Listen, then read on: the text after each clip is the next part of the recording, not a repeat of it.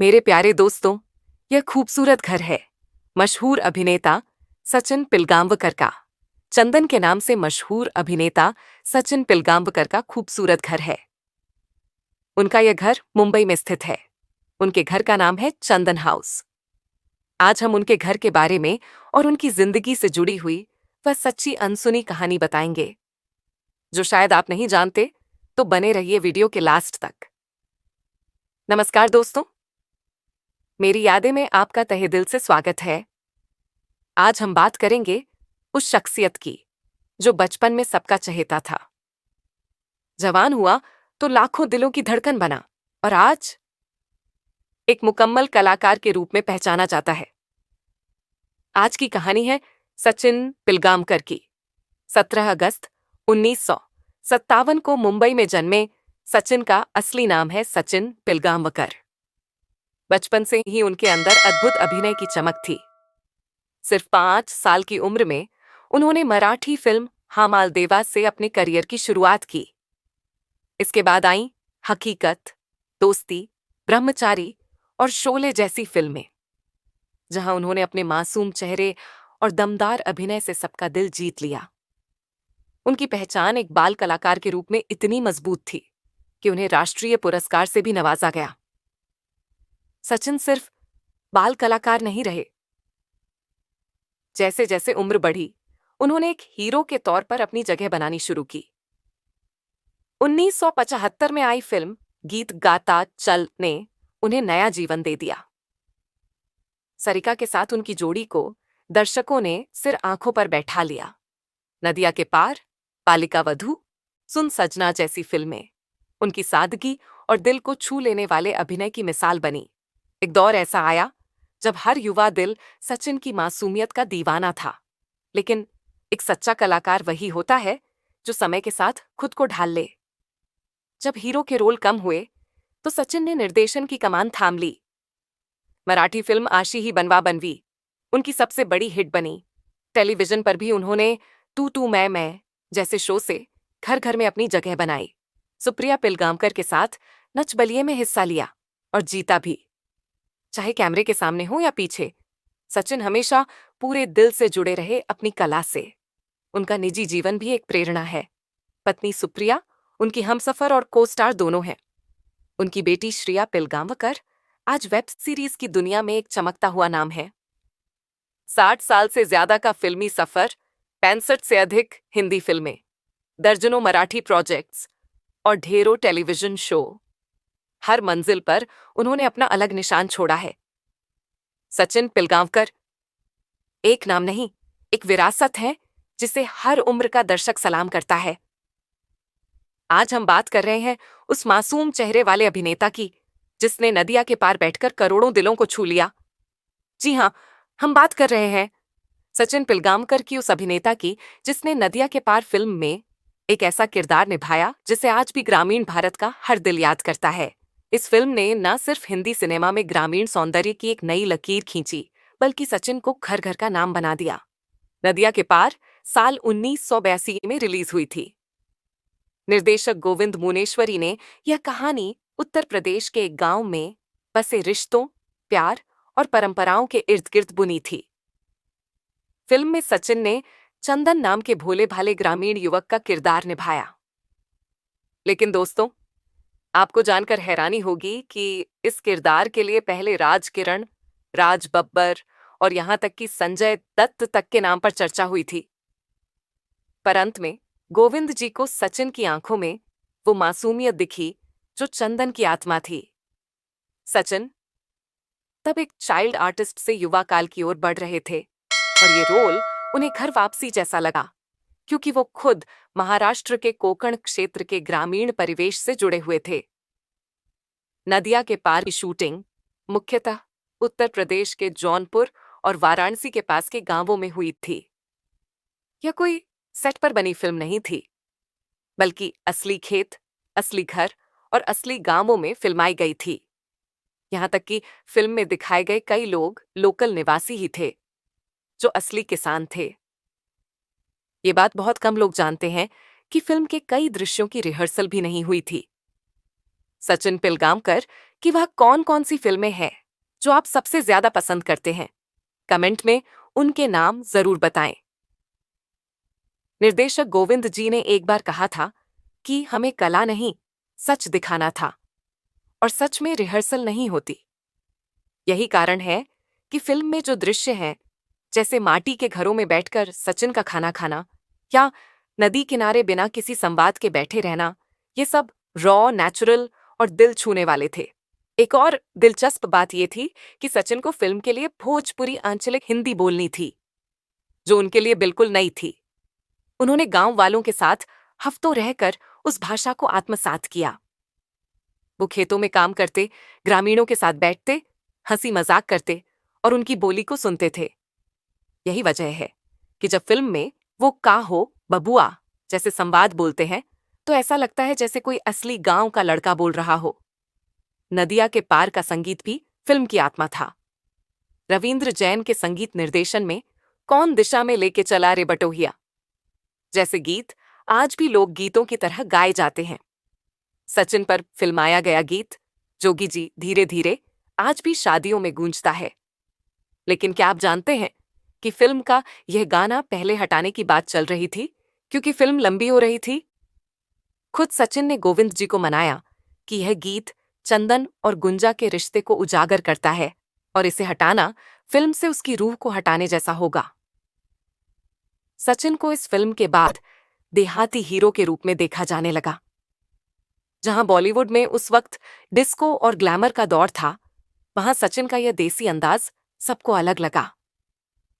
उन्हें बड़े बैनर्स ने कॉल किया, पर उन्होंने चुनिंदा फिल्मों में ही काम किया क्योंकि वो अब स्क्रिप्ट की आत्मा को महत्व देने लगे थे। नदिया के पार ने उनके भीतर का संवेदनशील कलाकार जगा दिया था। नदिया के पार को साल 1994 में हम आपके हैं कौन जैसी फिल्मों ने जब फिर से लोक परंपराओं को सम्मान दिया, तब लोगों को याद आया कि यह सब नदिया के पार से शुरू हुआ था। इतना ही नहीं, खुद सूरज बड़जात्या ने माना कि हम आपके हैं कौन की प्रेरणा उन्हें नदिया के पार से ही मिली थी। यही कारण है कि आज भी फिल्म मेकर्स इस फिल्म को रेफरेंस के रूप में इस्तेमाल करते हैं।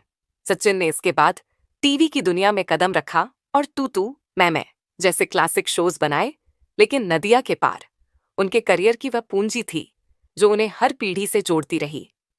जब भी कोई युवा आज पहली बार नदिया के पार देखता है, उसे सचिन की सादगी, मासूमियत और सहज अभिनय आज भी उतना ही प्यारा लगता है। उन्होंने कभी इसका रीमेक नहीं किया क्योंकि उनके लिए यह फिल्म इमोशन थी। गांव की पृष्ठभूमि पर बनी यह फिल्म गुंजा और चंदन की प्यारी सी लव स्टोरी पर आधारित है।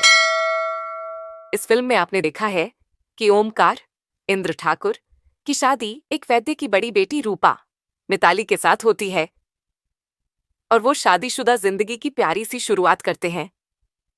घर में सब अच्छा चल रहा होता है और शादी के कुछ महीनों बाद रूपा प्रेग्नेंट हो जाती है।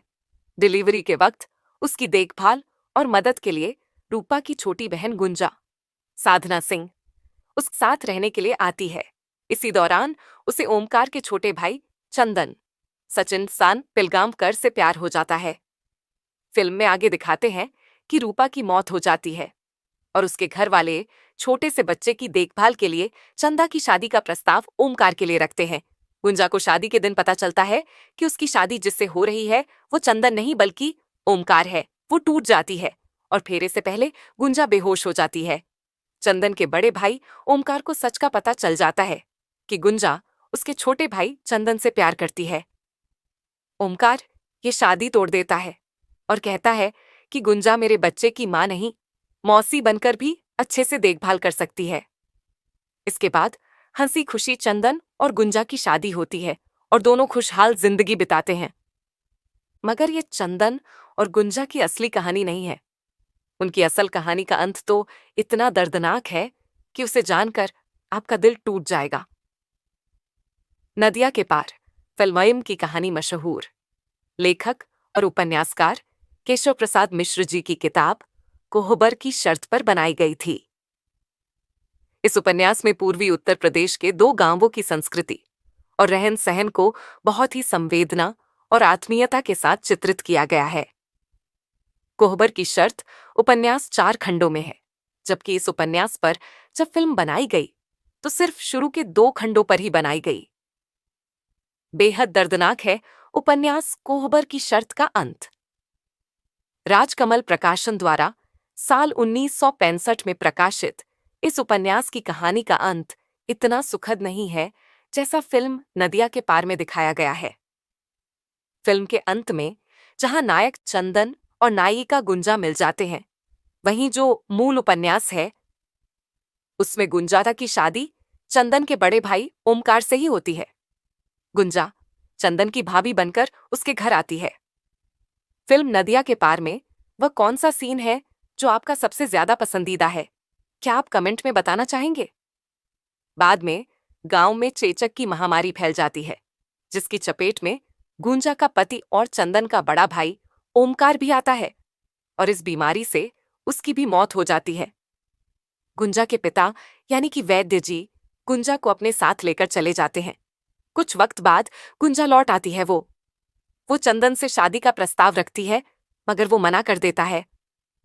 गुंजा टूट जाती है और खूब बीमार हो जाती है। आगे उसकी भी मौत हो जाती है। चंदन गुंजा का अंतिम संस्कार करते वक्त टूट जाता है।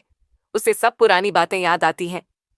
ये उपन्यास बेहद दर्दनाक अंत के साथ खत्म होता है। फिल्म की कहानी बदलने से पहले फिल्म मेकर ताराचंद बड़जात्या जी ने लेखक केशव प्रसाद जी से इसकी इजाजत मांगी थी। हालांकि लेखक ने पहले उपन्यास पर फिल्म बनाने की इजाजत देने से मना कर दिया था। उनका कहना था कि किसी भी रचनाकार के लिए उसकी रचना उसके अपने बच्चे की तरह होती है। उन्हें डर का था कि फिल्म मेकर उनकी कहानी को अपने हिसाब से तोड़ मरोड़ कर बनाएंगे और इस कहानी को बिना आत्मीयता से समझे कोई फिल्म नहीं बना सकता। लेकिन जब ताराचंद जी ने उन्हें भरोसा दिलाया कि बिना उनकी इजाजत के फिल्म में वो कोई बदलाव नहीं करेंगे, इस फिल्म ने बॉक्स ऑफिस पर शानदार प्रदर्शन किया था। फिल्म ने बॉक्स ऑफिस पर 5 करोड़ 4 लाख रुपए की कमाई की थी। नदिया के पार ने अपने बजट से 30 गुना ज्यादा कमाई की और बॉक्स ऑफिस पर कई रिकॉर्ड अपने नाम किए। सचिन पिलगांवकर ने फिल्मों में मुख्य अभिनेता के अलावा सह कलाकार के तौर पर भी काफी नाम कमाया। उन्होंने शोले, त्रिशूल, सत्ते पर सत्ता सहित कई बेहतरीन फिल्मों में सह कलाकार का रोल किया है। सचिन पिलगांवकर फिल्मों के अलावा कई टीवी सीरियल्स में भी काम किया है। फिल्मों में अभिनय के लिए सचिन पिलगांवकर राष्ट्रीय पुरस्कार भी हासिल कर चुके हैं। मराठी फिल्म हाँ मजा मार्गे कला के लिए उन्हें राष्ट्रीय पुरस्कार मिल चुका है। इसके अलावा वह और भी कई पुरस्कार हासिल कर चुके हैं। सचिन पिलगांवकर की निजी जिंदगी की बात करें तो उन्होंने अभिनेत्री सुप्रिया पिलगांवकर से साल 1995 में शादी की थी। दोनों के बीच उम्र का करीब 10 साल का फासला है। सचिन और सुप्रिया की एक बेटी है जिसका नाम श्रेया पिलगांवकर। श्रेया पिलगांवकर कई फिल्मों काम कर चुकी हैं। उन्होंने शाहरुख खान की फिल्म फैन और चर्चित वेब सीरीज मिर्जापुर में भी काम किया है।